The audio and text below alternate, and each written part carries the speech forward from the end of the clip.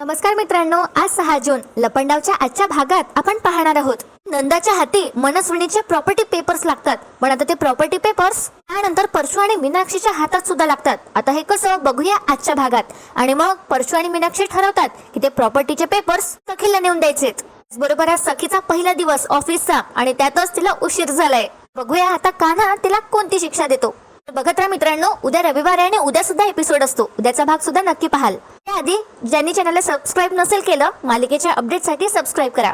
Bell notification on करायला विसरू नका. सुरू करूया आजच्या भागाला. तर चाळीत इतका मोठा झालेला अपमान बघून मनस्विनी आता घरी आली असते. आणि बघा आता काय होतं. ही मनस्विनी त्या सगळ्या विचारात असते आणि ते ठेवलेला वास सुद्धा ती तोडून टाकते.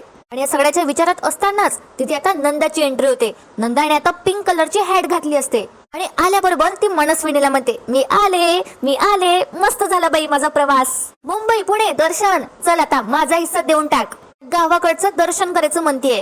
आणि बघा आता काय होतं. ही मनस्विनी पहिलेच खूप जास्त चिडली असते, त्यात आता ही नंदा येते. ही मनस्विनी डोक्यावरची हॅट काढते नंदाच्या आणि तिची गच्ची पकडते आणि लोटतच तिला कपाटावर नेते. कपाटावर नेऊन आपटते आणि जोर तिचा गळा दाबते आणि नंदाला म्हणते, हिस्सा आता तर तुझा किस्सा संपवते मी. त्याचा जीव वाचवण्यासाठी आता नंदा तो व्हिडिओ प्ले करते आणि म्हणते, व्हिडिओ ज्यामध्ये या मनस्विनीने स्वतः तिच्या सख्ख्या बहिणीला ढकललं होतं. हा व्हिडिओ पाहून ही मनस्विनी थोडी घाबरते आणि तिचा हात लगेच मागे घेते. त्यानंतर आता ही नंदा मोठ्या मोठ्याने श्वास घेऊ लागते तिचा जीव सुटल्यावर. आणि मग मनस्विनी तिला पाणी ऑफर करते. आणि नंदा आता मनस्विनीला म्हणते, मला असं वाटलं होतं मी आले की मला मस्त असं सरबत बिरबत करून देशील आणि मला गरगार करशील, पण तू तर माझा जीवच घ्यायला निघाली आहे ग. त्यानंतर ही नंदा आता मनस्विनीला म्हणते, दाखवू का, तू मला मारलीस ना, व्हिडिओ दाखवू. तर आता ही मनस्विनी एकदम अशी रागात बघते नंदाकडे. आता नंदा सुद्धा आता घाबरते आणि म्हणते, दाखवू का असं म्हटलं, क्वेल असं नाही म्हटलं. याच भाषेत आणि अशाच टोन मध्ये ही नंदा बोलत असते. तर काय होतं आता, ही जी मनस्विनी आहे ही बोट दाखवते नंदाला आणि म्हणते, मी तुला आधीच समजावून सांगितलं, मला धमकी द्यायची नाही. आधीच माझं डोकं फिरलंय, त्यामुळे गप्पपणे इथून निघायचं, निघ. त्यावर आता ही नंदा तरी सुद्धा विचारते आणि म्हणते, तुझं डोकं फिरलंय, कोणी फिरवलं बाई, एवढी कोणाच्यात आली हिंमत तुझं डोकं फिरवायची, काय झालं ग. त्यावर आता मनस्विनी सांगते, सखी. तर नंदा म्हणते, सखी काय केलं ग तिने. तर आता मनस्विनी सगळं सांगते नंदाला आणि म्हणते, त्या कबीरने सखीला त्याच्या कंपनीमध्ये जॉब दिला, त्यामुळे तिला पंख फुटलेत. आणि सगळ्यांसमोर तिने माझा अपमान केला आणि मला चॅलेंज दिलं, म्हणून फिरलंय माझं डोकं, कळलं ना तुला, आता निघ. परत ही नंदा म्हणते, एवढंच, कशाला खेळत बसलीस हे खेळ, चल बाजूला कर कायमचं त्या सखीला. आता ही मनस्विनी भडकतेच आणि म्हणते, काय ग, याआधी प्रयत्न नाही केलेत का आपण, केलेत ना, काय झालं, पण गाडीचे ब्रेक फेल केलेत, तिच्या रूम मध्ये विषारी धूर सोडला, विष मिसळलेलं खीर खाऊ घातलं तिला.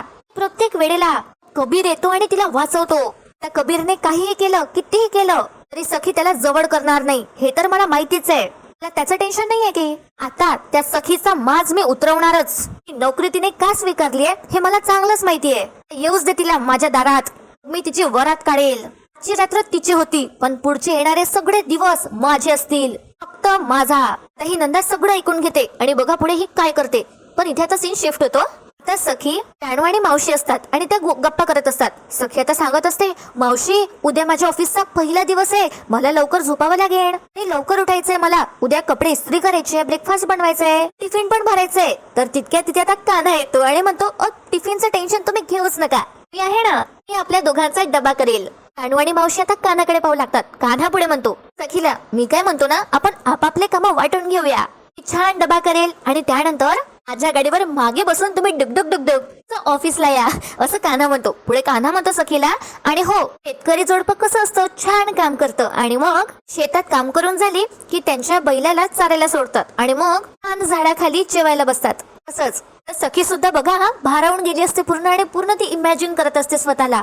हे कान्हा सखीला सांगतच जातो आणि म्हणतो, आपण सुद्धा असंच करत जाऊ, म्हणजे झाडाखाली नाही पण मस्तपैकी एकत्र जेवण करत जाऊ आणि मग जेवता जेवता छान आयुष्यावर गप्पा मारू, संसाराच्या गप्पा टप्पा मारू, जाईल मज्जा. तर सखीला थोडं रिअलाइज होतं. सखी कान्हाकडे बघते. कान्हा म्हणतो, त्यानंतर सूर्य जसा अस्ताला जाईल तसं आपण माझ्या गाडीवर परत डुगडुग डुगडुग घरी यायचं. हे पुढे आता कान्हा म्हणतो, आणि मग रस्त्यात येताना कधी कधी तुम्ही दळणाचा डब्बा उचलायचा, मी तुमच्यासाठी छानसा गजरा उचलेन. कान्हा खूप एक्साइटेड होतो हे सगळं इमॅजिन करून आणि म्हणतो, वाह. त्यावर सखी म्हणते, अजिबात नाही, मी यातलं काहीही करणार नाहीये, कान्हा विचारतो का? सखी म्हणते विसरलास का? तुझा आणि माझा काही संबंध नाहीये. मावशी म्हणतात सखीला, काय ग संबंध नाही असं कसं? तर नवरा आहे तुझा तो. जाणू म्हणते, आणि हो नवराच नाही बरं का नुसतं, आता तुझा तो बॉस पण आहे. सखे नीट बोलायचं हा त्याच्याशी. असं तर जाणू मुद्दामच म्हणते. सखी म्हणते नाही हा, कशाला काही बदलू बोलायचं, मी नाही बोलणार. का मी बोलते तशीच बोलणार मी याच्याशी. आणि त्यानंतर सखी कान्हाला सांगते, मी तुझ्या बरोबर तुझ्या गाडीवर येणार नाही, मी माझी येईल. जाणू विचारते कसं? तर सखी विचार करते आणि म्हणते बसने येईल मी, बसने. आता कान्हा म्हणतो सिरियसली बसने? बस मध्ये कधी बसला आहात का तुम्ही? बघा आता कान्हा डेमोज देतो सखीला आणि म्हणतो 1 मिनिट, आताच्या ज्या काही बसेस असतात ना दाखवतोस तुम्हाला. आणि त्यानंतर कान्हा दाभाडे मावशी आणि जानूला उभं करतो. कान्हा सखीला म्हणतो, आता बघा या दोघी जणी सामोरून दाखवतो तुम्हाला या. तर समजा ह्या दोघी बस मध्ये आहेत. समजा आता ह्या सगळ्या 20 जणी आहेत 20, आणि यातनं तुम्हाला आता वाट काढत आतमध्ये जायचंय. जाणू तिच्या बरोबर मावशी सुद्धा असं प्रिटेंड करतात की त्या बसमध्ये आहे. आणि आपण जसं वर रॉडवर हात ठेवतो ना ते कधी बसमध्ये ते तसंच करतात, हात असा वर हवेत ठेवतात. आणि कान्हा आता पूर्ण डेमो देतो सखीला आणि म्हणतो बघा. कान्हा आता दाखवतो की तो सखी आणि म्हणतो, हे बघा मावशी मला अंदर येऊ द्या, अंदर येऊ द्या. आणि काय होतं, मावशी आणि जाणू कान्हाला आतमध्ये येऊच देत नाही. तर कान्हा म्हणतो ठीक आहे. सखी जवळ जाऊन तो म्हणतो, बघितलं कितीही प्रयत्न केलेत तरी त्या मला आत जाऊच नाही देत. बस मधली लोक सुद्धा तुम्हाला आत जाऊ नाही देणार. तसे जर तुम्ही शिरण्याचा प्रयत्न केलाय असं. आणि कान्हा म्हणतो मावशीला, ओ आंटी वो देखो क्या है. आणि दोघींचं लक्ष इकडे तिकडे जातं असं त्या दाखवतात. आणि कान्हा पटकन आत शिरतो. कान्हा आता सखीला डेमो देत असतो आणि म्हणतो, असं नशीब तुम्हाला वाजवावं लागेल. जर असं नशीब तुमचं असेल आणि आत शिरलाच तुम्ही, कोणी बसायला जागा नाही देणार तुम्हाला. ते बसू तिथे बसू काय करू प्रश्नच पडणार. आणि जर तुम्हाला समजा जागा मिळालीच तर तुम्हाला जिथे उतरायचंय तिथे तुम्ही उतरूच नाही शकाल. कान्हा तसं डेमो सुद्धा देतो आणि म्हणतो, सरका मला जायचंय. आणि मध्ये असतात आता जाणू आणि दाभाडे मावशी. या दोघी सुद्धा मस्त पैकी ऍक्टिंग करत आहेत. या दोघी सुद्धा कान्हा बरोबर सखीला रिअलिटी दाखवून देतात की बस मध्ये कसं असतं. कान्हा आता सखीला दाखवतो आणि म्हणतो, बघितलं हे सगळं बघून सखीला सुद्धा कसं तरी होतं. कान्हा म्हणतो, तुम्हाला उतरताच नाही येणार कारण खालची जी माणसं आहे तुम्हाला वरून खाली जाऊच देणार नाही. ते म्हणतील चल रे किसका बच्चा आहे असं म्हणतील ते तुम्हाला. मग काय करणार तुम्ही? इथं थांबणं काही सोपं नाहीये. ते काय वास येतो ना तुम्हाला सांगतो, तंबाखूचे वास, तर ते घामाचे वास. सखी म्हणते इव. त्यानंतर आता कान्हा सगळी समोर येतो आणि म्हणतो, इव नाही किव येईल तुम्हाला, किव लोकांना तुमची. म्हणून तुम्हाला सांगतो माझ्या बरोबर माझ्या गाडीवर डुक डुक डुक डुक असा प्रवास करा, हल्ला माझ्यासोबत असं म्हणत कान्हा त्याचा हात पुढे करतो. आता जरा विचार करते आणि कान्हाला म्हणते, अजिबात नाही, बसने नाही तर मी रिक्षाने येईल. तसंही माझ्या एका शिट्टीवर रिक्षा थांबते. आणि बघा आता मित्रांनो काय होतं, अखिल आता ऑफिसला जायला उशीर होणार आहे. इथे आता दुसरा दिवस असतो. सखी आता अशी शिट्टी वाजवते, बाहेर रिक्षा थांबली असते आणि सखी खूपच घाईत असते, तिला ऑलरेडी लेट झालं असतं. सखी आता पटकन ऑटो रिक्षावाल्याला सांगते, अपर्णा एंटरप्राइजेस, आणि पटकन चला हा प्लीज दादा. त्यात साईडला कान्हा असतो, त्याची बुलेट असते. कान्हा आता त्याच्या बुलेटवर बसतो आणि सखीला म्हणतो, मला मी शेवटचं विचारतोय, सोबत येत आहे माझ्या की जाऊ मी? आता सखी म्हणते, मी शेवटचं सांगतेय, मी येणार नाही, येईल माझी. आणि तसंही आधी तुझी बाईक सुरू करून दाखव, माझ्या किक शिवाय ती काही सुरू होत नाही. बरं आता कान्हा म्हणतो, आज होणार. कान्हा आता किक मारतो आणि बाईक सुरू होते लगेच. सखीला आता आश्चर्यच वाटतं. सखी कान्हाकडे पाहतच राहते आणि मग म्हणते, दादा पटकन चला, आपल्याला उशीर होतोय ना. हा ऑटो रिक्षावाला ऑटो सुरू करण्याचा प्रयत्न करतो पण गाडी काही त्याची सुरूच होत नाही. सखी आता थोडी घाबरायला लागते. आता हा ऑटो रिक्षावाला खूप वेळा प्रयत्न करतो. कान्हा आता सखीला सांगून जातो, आता तुम्ही लेट होणार आहात. आणि काय मगाशी तुम्ही म्हणालात ना माझं येईल मी, या आता मग. निघतो आणि जाताना कान्हा वेगळ्या स्टाईल मध्ये सखीला बोलून जातो, माझ्या ऑफिस मध्ये उशीर झालेला मला चालत नाही, त्याला तर पनिशमेंट नक्कीच. हे आता कान्हाकडे आश्चर्यानेच बघते. कान्हा आता मस्त ऍटिट्यूड मध्ये निघून जातो आणि आता सखी घाबरायला लागते. हिला आता काळजी वाटू लागते, तिला टेन्शन येतं. सखी म्हणते, पनिशमेंट? मला उशीर तर नाही होणार ना? आणि जर मला उशीर झाला तर हा मला काय शिक्षा देईल याचं सखीला आता टेन्शन येतं. बघा आता काय होतं, इथे आता सीन शिफ्ट होतो. ही नंदा तिच्या खोलीत असते आणि ती मिसरी लावत असते आणि दात घासत ती म्हणते, येड्याची जत्रा मेली, ती नटमोगरी मनस्विनी माझाच किस्सा संपवायला निघाली. बये मी तुझी आई आहे असं आता ती स्वतःला आरशात बघत म्हणते. नंदा त्या आरशातच बघत म्हणते, माझा हिस्सा घेतल्या बगैर मी इथनं हालायची बी नाही. व्हिडिओ मी सगळ्यांना दाखवला असता, तिचा तिथंच किस्सा संपवला असता. ती लय हुशार आहे ना, पण आपणच कुठे कमी आहोत.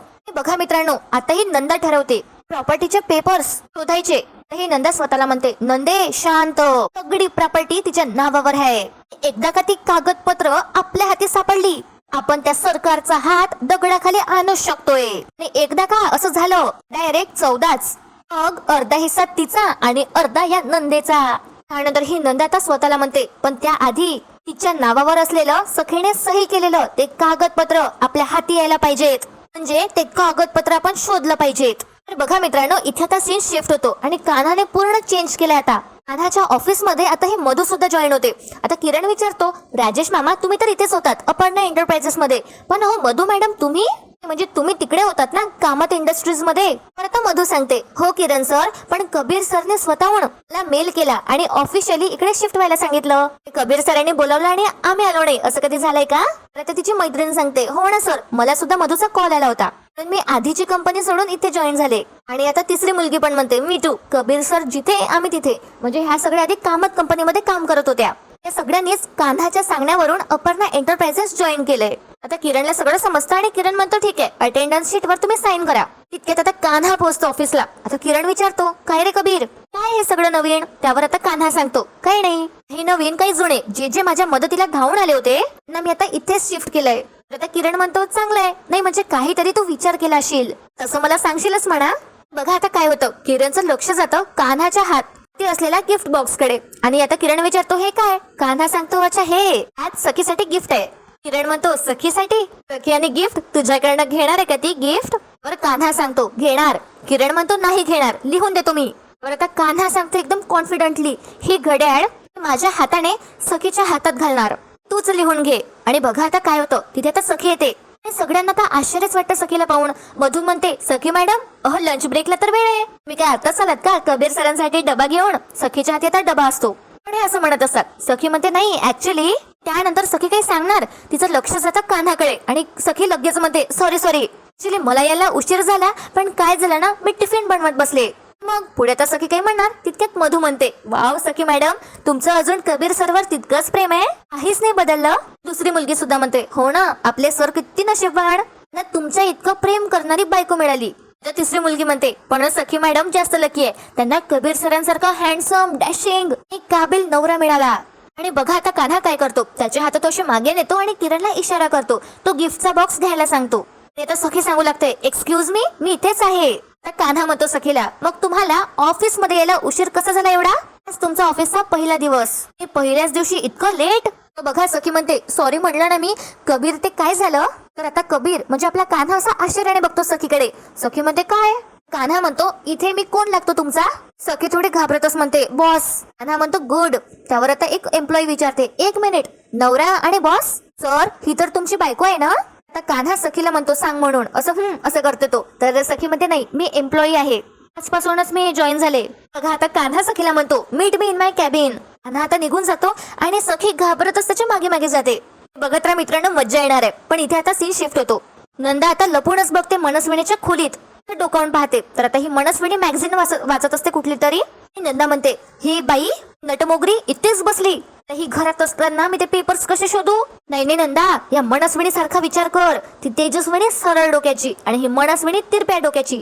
तिरपाच विचार करणार, पण त्याच्यात सरकार म्हणून जगलेली ही बाई आणि तो कबीर आणि ती सखी ते कागदपत्रावर तर टपूनच आहे, हे हिला माहितीये. त्यामुळे ती स्वतःच्या खोलीत नाही ठेवणार, दुसरीकडेच ठेवणार. शोधलं पाहिजे गो बाई, असा विचार ही नंदा करते आणि मग खाली जाते. पण आता मनस्विनीला कोणाची तरी सावली दिसते. तर इथे आता सीन शिफ्ट होतो. सखी थोडी घाबरली असते. कान्हा आता सखीची चांगलाच क्लास घेतो सखीचा आणि म्हणतो, काय लेट आलाय? तर सखी म्हणते, हो. तिथे आता किरण सुद्धा असतो. तर कान्हा म्हणतो, एक मिनिट, सांगत नाही मी तुम्हाला, विचारतोय, उशिरा का आलात तुम्ही? सखी म्हणते, ते ऍक्च्युली काय झालं ना, मी रिक्षाने निघाली, तर माझी रिक्षा अर्ध्या रस्त्यात बंद पडली. मी उतरले, शिट्टी वाजवली आणि दुसरी रिक्षा पकडली आणि पुढे जाऊन मग इतकं ट्रॅफिक लागलं ना, इतकं ट्रॅफिक, मला उतरून अक्षरशः रस्त्याने चालत यावं लागलं. तर सखी सांगते, मग मी काय झालं ना, अर्धा रस्ता चालत आले, मग मला बस दिसली, मग मी बसमध्ये शिरले, ही जागा मिळाली बसमध्ये, असं ती टोमणा मारते कान्हाला, कारण कान्हाने सगळं म्हटलं असतं ना आदल्या रात्री, म्हणून. कान्हा म्हणतो, अच्छा शाबास, अभिनंदन. की तिचा हात समोर पण घेते, पण कान्हा त्याचा हात मागे घेतो आणि मग तो मुद्द्याचं बोला. तर सखी म्हणते, हो ते सकाळी खूप लवकर उठले होते ना, तर डबा बनवला आणि मग काय झालं, बसमध्ये डोळा लागला आणि मग स्टॉप मिस झाला. मला जेव्हा जाग आली तेव्हा मी पुढच्या स्टॉप पर्यंत पोहोचले होते. मग मी उतरले आणि पुन्हा, कान्हा म्हणतो, पुन्हा शिट्टी वाजवली असेल हो ना, मग दुसरी रिक्षा पकडली. सखी म्हणते, हो असंच झालं. कान्हा म्हणतो, आणि मग इथे यायला उशीर झाला हो ना. नंतर कान्हा बघा काय करतो, कान्हा म्हणतो मुद्दामच, किरण, असं असतं ना, काही लोकांना समोरून लिफ्ट मिळते, त्यांना ती लिफ्ट घ्यायची नसते, त्यामुळे मग ऑफिसला यायला उशीर होतो. असाच उशीर जर का रोज होत राहिला तर या कंपनीचं किती मोठं नुकसान होईल किरण. तर किरण सुद्धा म्हणतो हो. सखी म्हणते नाही सर, पुढच्या वेळेला येईल ना मी वेळेत, लेट नाही करणार. बघा कान्हा किती स्मार्ट. कान्हा म्हणतो कसं काय, मला सांगा कसं लेट नाही होणार. घड्याळ आहे का तुमच्याकडे, वेळ कसा बघणार, म्हणूनच उशीर होईल ना. असं म्हणत कान्हा त्या गिफ्टचा बॉक्स त्याच्या हाती घेतो आणि म्हणतो 1 मिनिट, तुमचा हात पुढे करा. सखी म्हणते नाही याची काही गरज नाहीये. कान्हा सखीला म्हणतो हे काही मी तुम्हाला गिफ्ट नाही देत आहे, जरी गिफ्ट रॅप असला तरी, पण त्यावर छान असं गोल्डन कलरचं पेपर पॅकिंग केलं असतं, गिफ्ट रॅपिंग.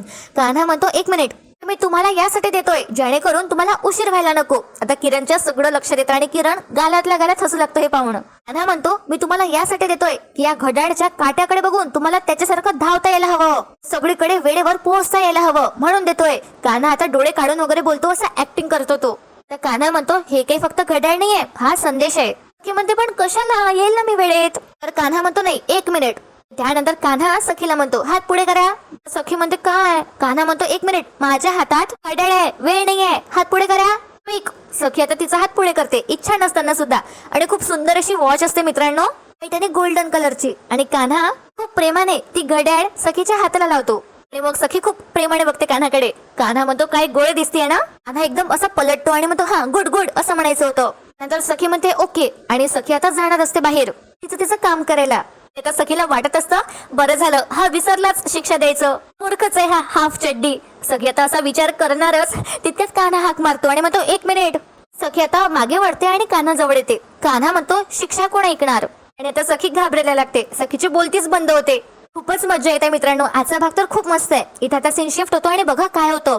परशु आणि मीनाक्षी दिवस रात्र काम करत असतात. आता ही जी मीनाक्षी आहे ती फरशी पुसत असते आणि परशु घरातल्या बाकीच्या वस्तू पुसून काढतो. तिथे आता ही नंदा येते प्रॉपर्टी पेपर शोधायला. ती सगळीकडे शोधते, सोफ्याच्या खाली, टीव्हीच्या मागे, पण तिथे प्रॉपर्टी पेपर्स नसतात. त्यानंतर या नंदाचं लक्ष जातं त्या मनस्विनीच्या मोठ्या फोटो फ्रेम कडे.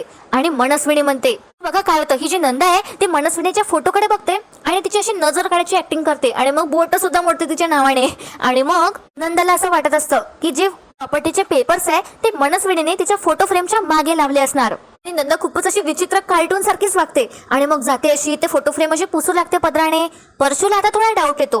परशु तिच्याकडे बघणार तर ही नंदा म्हणते ए चल काम कर तुझं. त्यामुळे परशु आता दुर्लक्ष करतो. त्यानंतर ही फोटो फ्रेमच्या मागे बघते नंदा, तिथे सुद्धा प्रॉपर्टी पेपर्स नसतात. आणि बघा आता प्रॉपर्टीचे पेपर्स मनस्विनीने कुठे ठेवलेत. नंदा आता थकून जाते शोधून शोधून आणि मग ती जाते देवघरात.